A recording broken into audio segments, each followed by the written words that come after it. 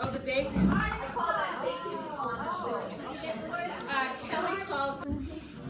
So I thought I would, at first I thought that I could celebrate my birthday, my 70th birthday, with just 70 paintings and do it in chronological order. And the reason I thought about that is, I don't remember if, well, some of you remember Adele Dawson. Yes. On her 80th birthday, she had a huge party at her place with 80 bottles of champagne. So I thought, what could I get 70 of? And then I thought, well, I have at least 70 paintings. What was wrong with champagne? Well, I knew there would be lots of people around, so I didn't want to. How come that was inspired by your art? I did the That's just what it is. This is definitely. Oh, yeah. That's Is for that next for year, sale? Joel. It's for next year. It's for sale, yes.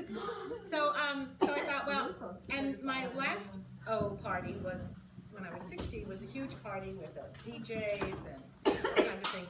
So I thought, how could I top it? Well, I have 70 paintings at least. I'll have an open studio. So that's the whole thing. These don't see the light of day too much, except here. So it was kind of like, letting them out. Except that they're still here, so they still feel safe. So my first idea was to do it chronologically. The earliest painting is outside in the hallway. That was from 1974, when I was in art school at the Brooklyn Museum School. And then I started, and it got crazy. There was no way I could do it chronologically because of the different sizes and kind of the different attitudes. So I decided just to hang it the way I felt like hanging it and where it would fit. So there we are. So it's not really hung, it's hung not randomly, but in a way that does not necessarily have anything to do with each other.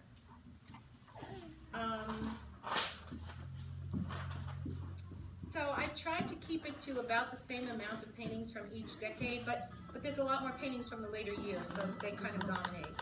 And behind Emma, the dark one there on the bark, is that's the first bark painting It's I mine, ever Anna. made. You can. When I was in art school, I didn't have a lot of money, so and the Brooklyn Museum School behind it is Prospect Park. So we would spend a lot of time in the park, and I began picking up materials from the park. That's what started me painting on bark. But then in the 80s, starting in the 80s, I began working with some Algonquin Anishinaabe artists up in Canada. And they were teaching me how to make those birch bark baskets. There's part one that started to be made there. That's someone else's. And when I started cutting the bark, it's like, it's almost as thick up in Canada anyway, where the trees are really old. They can be 1/4 of an inch thick, this bark. So it's like painting on wood, which a lot of artists do. That's historical, painting on wood panels. So I started doing a lot more of those because when I run out of canvas and I'm waiting for a new order, I can always go into the woods and cut some bark. So the bark paintings are added to this because they kind of go along with it. After I hung this, I realized that I'm not going to call them themes, but there are some relationships that exist between some of the paintings, even some of the ones that are very far apart from each other in age. The three here, actually almost the whole top of that wall are related to each other. And the reason that they are is not only because I painted them around the same time, but also because I think what's happening is whatever experience is going on in my life comes through the paintings. And they mean something different to me than they may to you, because to me they're very personal, because that's where they come from. But I'm not interested in you seeing the same thing that I'm seeing. I'm interested in you seeing whatever you want to see. So I try really hard to make the paintings that way, so that you're not pressed into a particular idea or other. However, one of the newer ones around the corner seems to remind people of either bacon or a beach blanket. The one on this wall over here. That happens to be one of the ones I have no clue what it is, so I can't tell you too much about it. But these three here are related to the work that I did up in Canada with the Anishinaabe people. When they decorate their baskets, they make a template, or they make a design out of another piece of bark. and they wet it and lay it on top of the bark and scratch around it to make their designs. So in the two on the top and in this one here as well, that's what I did. I made a cutout and then did the painted around it to make the cutout kind of show. So I used a technique that they use on their baskets, but not their imagery. It's my own imagery. And then I really don't know where the Thunderbird came from. I think I had just come back from Canada seeing a really big, well, bigger than I've ever seen before. What's her name? Carr. Emily Carr, yeah. And it was very influential to me. The earlier paintings are very, you know, you can actually tell what they are. But then the two later paintings that were in the show were completely just about energy, the energy of the forest. So, so that's kind of related to her. It's my homage to, or it's a knockoff, if you will, of Emily Carr. Let's see, on this wall here, the big yellow one with the dots, that's a friend of mine that I knew back in the 70s, early 70s and mid 70s. Is a very, I think, one of the most fantastic painters ever. His name is Porfirio Dodona. So the little paper one on the right, I was thinking a lot about him. His show had come up somewhere, and I was thinking a lot about him. And when I first met him, he was making these very pristine, absolutely accurate paintings with dots exactly the same space from each other. It was meticulous. So this is my praise painting for Porfirio. Obviously the dots are not perfect, but I kind of like them that way. So he's now gone, and so this is him in the universe. And it's us looking at him. The one on the left, I have no clue, sorry. And most of the ones on the top, the little ones, I don't either. What I try to do is, you know, big paintings are, well, I'm not going to call them more challenging, because sometimes it's harder to fit everything in a little painting and make it look okay. But there's a certain level of challenge to the larger paintings that kind of require me to think a little bit differently. And so I make the little paintings in between so that I can get some kind of what I call comic relief, so that I can kind of calm down a little and not be too nervous about things. And the little ones I don't feel so precious with, so I can really experiment. So I use them to experiment a lot in the different layers and what they do to each other, and you know, that kind of thing. So everyone on the top, except that the one that's the second from the right, so that one was painted, I started painting it actually before this event. But the event that I began to realize what the painting was is when Condoleezza Rice came to Norwich. And we stood up and tried to shame her. And, you know, she's a very cool cucumber. I've never seen her crack a smile or a frown. But let me tell you, you know, they had her image on the big screen because, you know, she was the little person up there. I looked at her face when we were calling her a war criminal, and she melted. She was livid. She didn't say anything, but she was furious. So that's called steamed rice. And it's her melting down at that speech. Underneath her is one of my Lilith paintings. Where's Kelly? Here. Oh, Kelly. So, so Kelly is an astrologer. I call you, I hope you don't mind, an astrologer of the goddesses. So one of the goddesses that Kelly's really familiar with is Lilith. And I have always been attracted to that particular icon because of her story, which is when God made Adam, he took some leftover energy and made Lilith. And so Lilith and Adam were in the Garden of Eden, and Adam said, you know, I'm the boss, and Lilith said, no way, I'm out of here. So she took off and left paradise. So that painting is called Lilith Leaves Paradise. This one here? Yeah, well actually it's called Leaving Paradise. I left Lilith out of it because I don't really care that you know that. So there's another one too of her. This green one over here, and if you notice, there's some kind of shape that comes up like this, like kind of a V, and it's in both. And so whenever that shows up in one of my paintings, I know it's a Lilith painting, and that's where the energy kind of comes from. So those are two. actually, this one, if it was hung properly, has a mirror that hangs from the bottom of it, because one of the things about Lilith is a mirror is one of her icons. So when you look at this painting, it's supposed to be hung really high so that you actually see your face in the mirror. But you know, obviously hanging 7 to the other one, I couldn't really manage that here, so there we are. I don't know what the ones underneath it are, so I can't say that. Let's see. So I'm gonna pick on the ones that actually I know what they are. So this one over here on the right, it's got that strange kind of oval shape with gold things sticking out, like spikes. I went to Ireland with a friend, and we took a ferry over to Tory Island. And on the ferry, oh my goodness, she got totally seasick. Half the people on the boat were seasick. The boat's going like this. It's a 2-hour trip to the island. I was fine, but when we arrived, there was this huge cross in the harbor. And it wasn't a cross like a Christian cross, it was a Dow cross, which is like a T, right? So that's the Dow cross in the harbor. And the people there only spoke Gaelic, at least the Irish, only spoke Irish. And there's this promontory on this huge cliff where you could go to the top, and if you threw 3 stones onto this promontory further out, and if they landed on this point, then you could have a wish come true. So you can make a wish and it would come true. Also, we found that on the island there's this magic soil.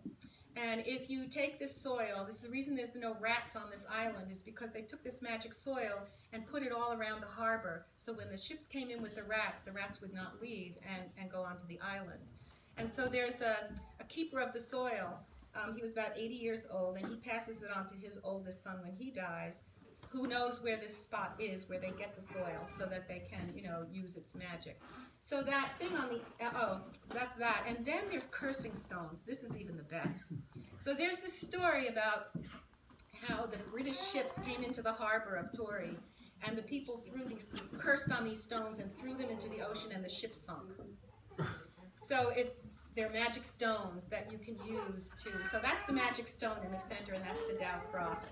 And stuff all around it is like, not just the energy of the island, but also the crazy ocean up there. It's pretty intense. Where is that, Joellen? Tory Island in Ireland. It's up above Donegal. It's in the northwest. The one up there in the corner, that one is, okay, so I was up at the studio center for a year, and I kind of got the feeling that I was, especially when I compared it to other artists there, that I was making paintings that were too pretty. So I thought, I'm going to try and make an ugly painting. Well, I tried, and this is like the ugliest. And I thought, I finally did it. I made the ugliest painting. And then Kelly walked into the studio and said, oh, I really like that. That's my favorite. And I said, darn it, didn't do it. I still didn't do it. Anyway, so that's that. Top one on the right. Top right. That one there. It's not, I didn't hide it. It's just that it was really hard to find spaces for it. You did tell me that. Do you remember? You didn't remember? Okay, well, I'm glad you said it. Okay, so let's see. Top left is called ascending smoke. So ascending smoke is an expression that Native people use when they are saying that they're praying, because they either light incense or they light their pipes. So it's about the pipe ceremony. That's about pipe ceremony. Oh boy, this one's really sad. This one,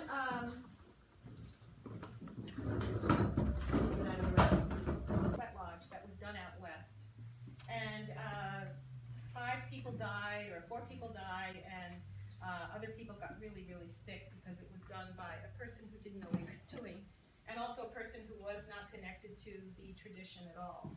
So I did some research and discovered these many people at the bottom, and their names are all people who died during errant ceremonies done by people who obviously didn't know what they were doing. These 3 in the center actually died in Vermont. Nicole was the mother, and Dakota and Grace were her children. I don't know if you remember this story. I think it happened down near Lincoln somewhere, where some spring when the water rose, a woman took her 2 children and walked into the stream. What had happened was she had just come from a Vision Quest in Canada, and they basically booted her out when she freaked out during it and didn't take responsibility for her, and then when she came home, that's what happened.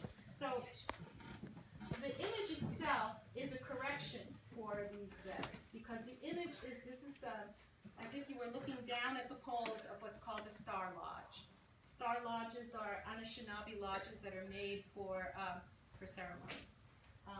And it's they use it during funerary ceremonies. So I kind of thought about kind of correcting the energy by making that painting.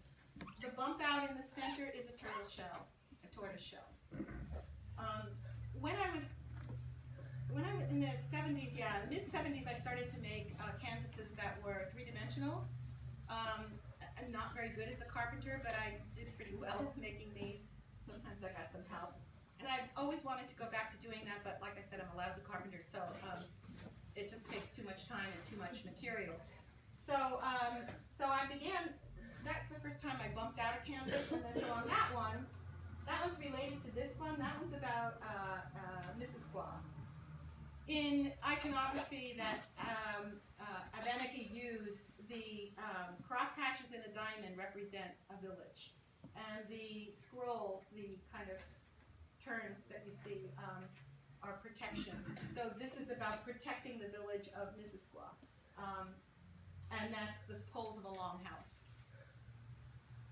Let's see. So the images around the outside, the ones that are, did I say that already? Did I use the template? Yeah, okay. So that's there too, and then the one next to it. Actually, until I hung them next to each other, I didn't realize how compatible they were, because it kind of goes into the other. All right, let's see. Oh, this one, yeah. This is Myrna's favorite. So, we used to do annual Mother's Day rallies for peace. And this year, we did the Mother's Day rally up in Hardwick. And it was, I think, two days before Mother's Day was the meltdown at Chernobyl. And 2 days later, they measured the highest amount of radiation in the world over Vermont. So this is the radiation coming down from Chernobyl into the soil of Vermont. So she walks into the house one day and looks at it and says, "Oh, that looks like Ladies Dancing." I thought, well, that's a much better title. It's Ladies Dancing. Let's see. Oh yeah, the disaster. I do several disaster paintings. That's this one. The one on the top there, that's pretty obvious. That's the oil spill in the Gulf when that happened. Yeah, I actually, believe it or not, had no clue that's what it was until it was all finished. And then I looked at it and said, well, yeah, that's pretty obvious. Another disaster painting is the big pink one. That's called Tumbling Joy. The World Discovers Haiti. So I painted that, and when I was painting that, I was on my way to Haiti because I'd gotten a grant to go work with some youth artists down there. But a month before, there was the earthquake, so the trip was canceled. And I was doing this at the time, and not really knowing what it was until the earthquake happened, and then I realized that's what that painting was about. Oh yes, the cell phones. So, I don't know if you can see it in the back, but one of my early mentors is Bill Jensen, and he's an artist and a teacher. And he was teaching at the, where was it? The studio school down in New York City. And he gave this assignment to his students because it was the time that the Morandi show was on. And oh my goodness, what a show. Hundreds of paintings by Morandi, they were just exquisite. So the assignment he gave his students was to go and look at the show and then make a painting with the same palette and the same kind of style of Morandi, only use a modern object. So when he told me that exercise, I said, wow, that sounds really good. So I decided to make this painting, and it's called Ciao Morandi. Oh no, what do you say when you answer the phone? Pronto. It says pronto, because those are cell phones. Was it before iPhone? They're flip phones. Mind you, you know I'm anti-cell, so I had no idea what a cell phone looked like, but I wanted to make a cell phone, so I went around the studio and borrowed somebody's flip phone to copy it, because I had no clue what they looked like. And the one that Mira's in front of is a diptych. So found was just to make it look good, no matter how you turn the canvases. So any way you turn those, they work together. That's the only thing about that. And then there's the bacon, but I have no clue about the bacon. Now, if anyone has any questions, I'd be happy to answer if I could. I may not be able to, but I'll try. I think I went around the room. I noticed a lot, there's the star with 4 stars, the star with 4 points. Yes. The star with 4 points, oh boy, all right, that has a history too. So, thank you. When I was working on a project with the Vermont Organized for Cleanup, which was a group that got started with the cleanup problem in Williamstown. And we went down to Florida for some kind of quincentennial thing, talking about how people are going to deal with the quincentennial. This was a year before that. And not Russell Means, Eddie, what was his name? The guy who I got your shirt from. Ward Churchill? Yeah, Ward Churchill was there. He's an AIM activist. And we walked into the, all colleges, or most colleges have artwork, or, so this college happened to have a lot of Native American material. And in the cabinet, on display, was a ghost dance shirt. Ghost dance is a very serious ceremony. The one next to it on the right is about the ghost dance. Actually, that's about the shake tent, which is related. Ghost dance was what was happening out at Wounded Knee. The people had gone there to conduct a ghost dance, and that's when the military came in and mowed them down with their Gatling guns. So this ghost shirt should never have been shown at all. And so Ward Churchill stood in the middle of the museum and started yelling at the top of his lungs about how, you know, what an abomination that was and how they should give it back to the people, where it came from, and just yelling. And you know what museums are like. They're like churches. This guy made a mess of things. They booted us all out. I remember one of the images on the ghost dance shirt was a bunch of these 4-pointed stars. So that's where the 4-pointed stars come from for me. Yes. This is a classroom. I would love for you to talk about the yellow one behind Kelly, because it has a flatness that the others don't have, and a brightness, and also, you know, they have some movement, but not as, you know, in turmoil that some of the others have.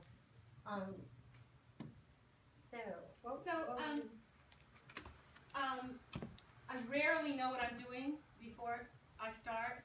Very rarely.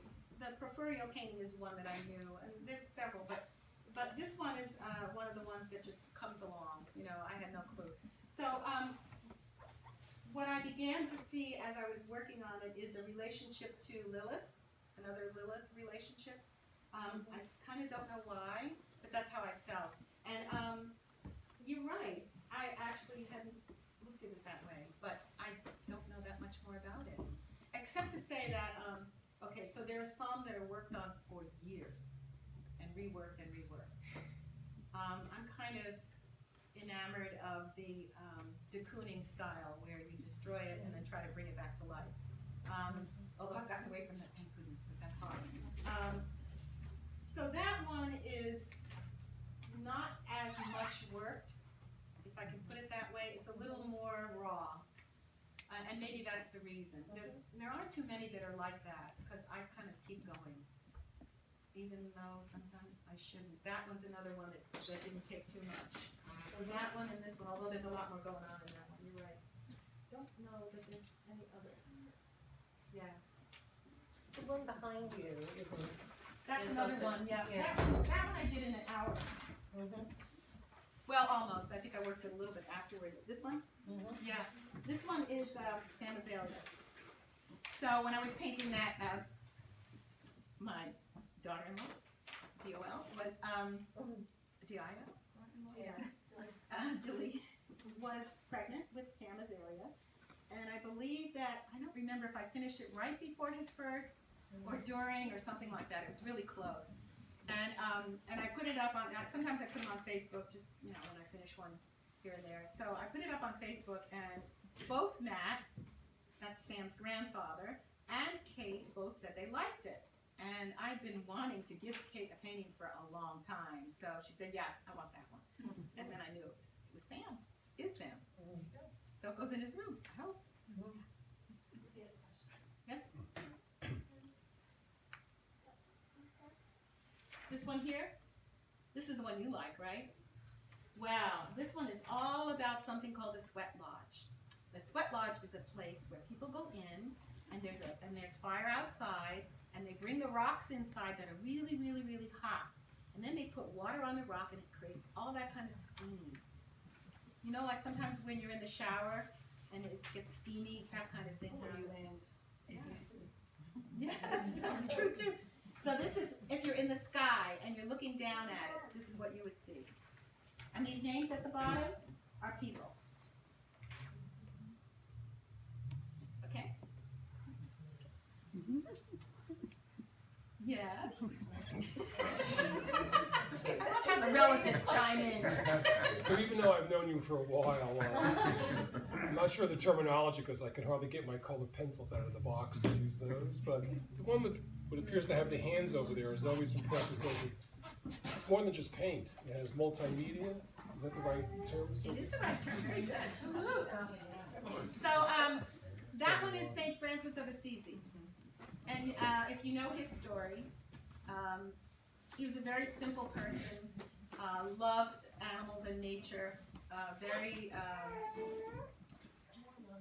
well, he was an aesthete.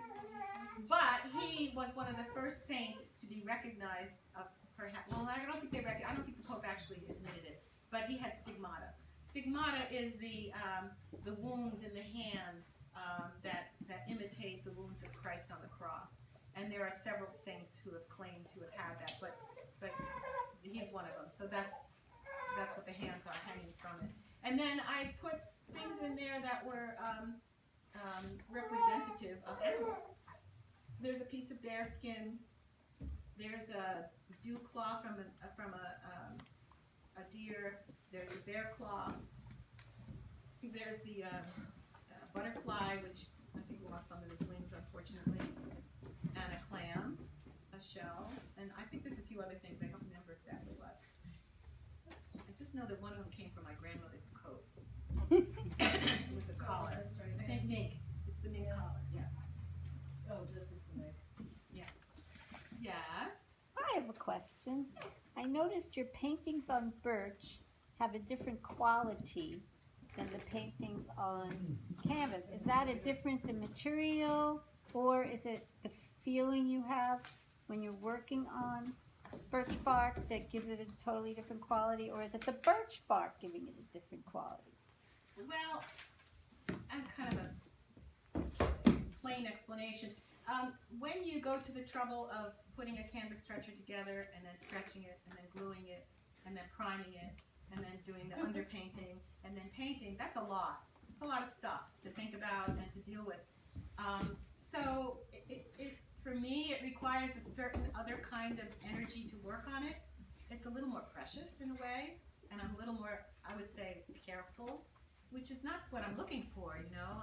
So the bark, I mean, I don't feel so precious about it. I did not make the tree.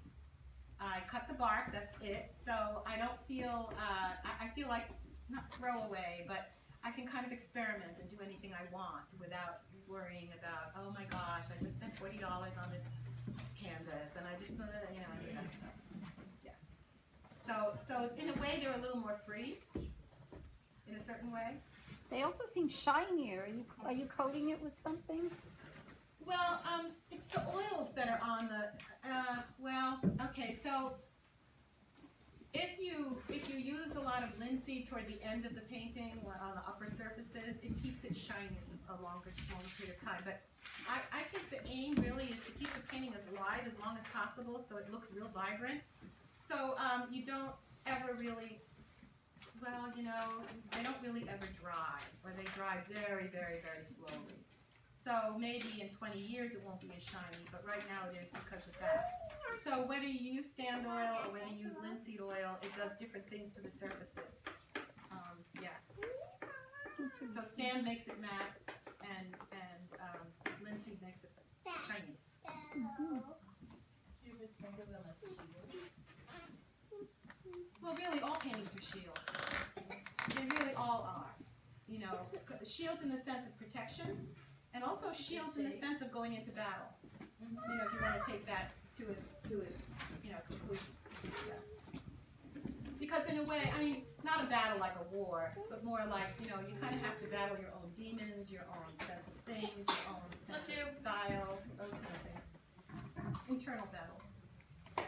Emotional, spiritual. Yeah. You got it.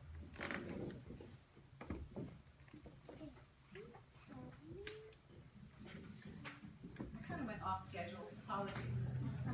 Any other questions, comments? Any favorites? The dolphin, or, Which one? This one? Yeah? Cool. I like this one in the bottom, which I understand might be rubies. Lower right? This one, I don't know. maybe not. And I like this one, which just has everything.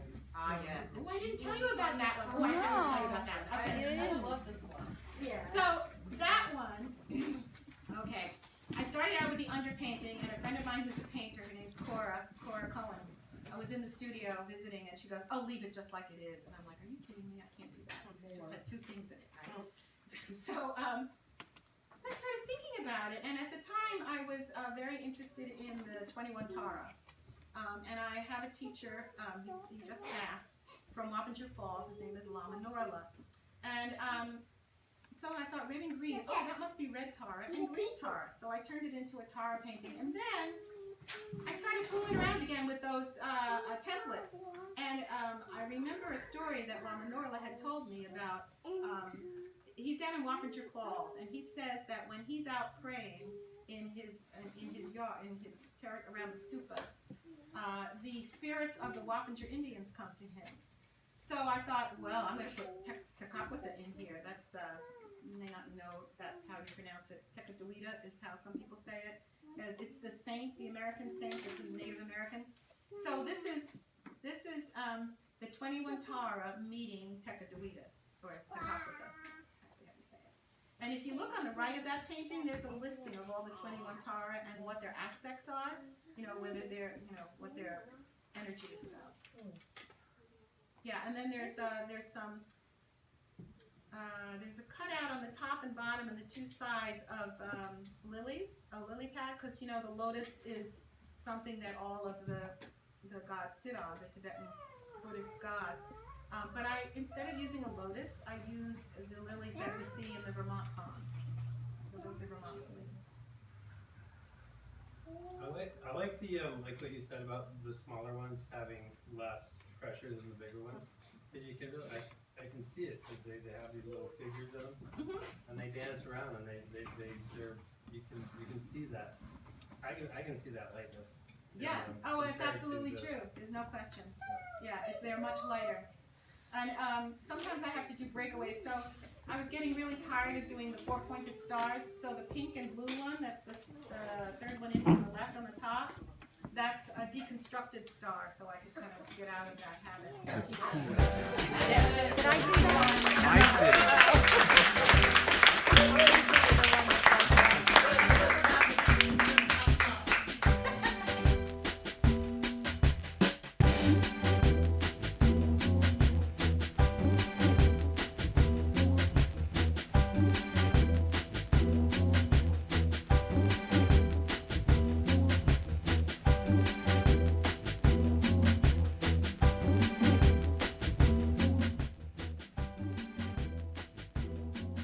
Happy birthday.